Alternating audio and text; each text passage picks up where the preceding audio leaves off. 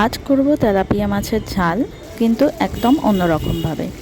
তার জন্য কড়ায় সর্ষের তেল দিয়ে দিয়েছি। তেলটা গরম হয়ে গেছে, তার মধ্যে একে একে মাছের পিসগুলো দিয়ে ভেজে নিচ্ছি।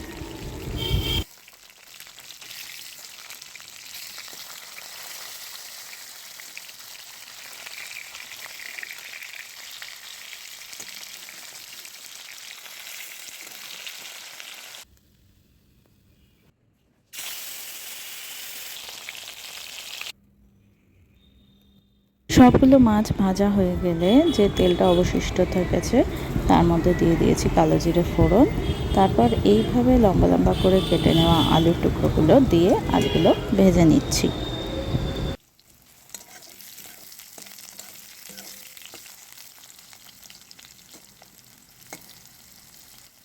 এগুলো তেলের মধ্যে হালকা একটু নাড়াচাড়া করে নেওয়ার পর দিয়ে দিলাম পরিমাণ মতো নুন আর হলুদ।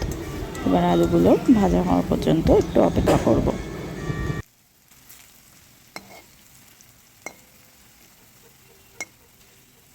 আলুগুলো ভাজা হয়ে গেছে, এবার এর মধ্যে দিয়ে দিলাম স্পেশাল একটা মশলা। তার মতো আদা, লঙ্কা, পেঁয়াজ, টমেটো, গোটা গোলমরিচ, গোটা জিরে আর কালো জিরে মিক্সিতে ভালো করে পেস্ট বানিয়ে নিয়ে মশলাটা বানানো হয়েছে। মশলাটা ভালো করে কষিয়ে নেওয়ার পর এর মধ্যে দিয়ে দেওয়া হলো পরিমাণ মতো একটু ধনে জিরে গুঁড়ো।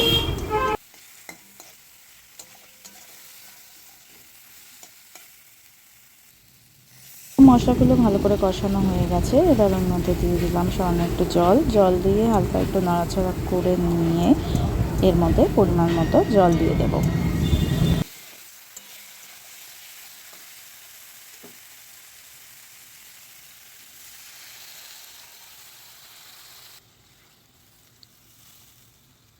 জলটা দেওয়ার পর একটু অপেক্ষা করব। ভালো করে ফুটে গেছে, আলুগুলোও ভালো করে সেদ্ধ হয়ে গেছে। এবার এর মধ্যে ভেজে রাখা মাছের টুকরোগুলো দিয়ে একবার একটু ফুটিয়ে নেব। তৈরি হয়ে যাবে আমাদের তেলাপিয়া মাছের স্পেশাল ঝালের এই রেসিপিটা। ভিডিওটা ভালো লেগে থাকলে লাইক, শেয়ার, কমেন্ট করে দিও। আর যারা আমার চ্যানেলের নতুন বন্ধু, যারা এখনও পর্যন্ত আমার চ্যানেলটা সাবস্ক্রাইব করোনি, তারা চটপট আমার চ্যানেলটা সাবস্ক্রাইব করে নাও আর পাশে থাকা নোটিফিকেশান বেলটা অন করে নাও নতুন ভিডিও নোটিফিকেশান পাওয়ার জন্য।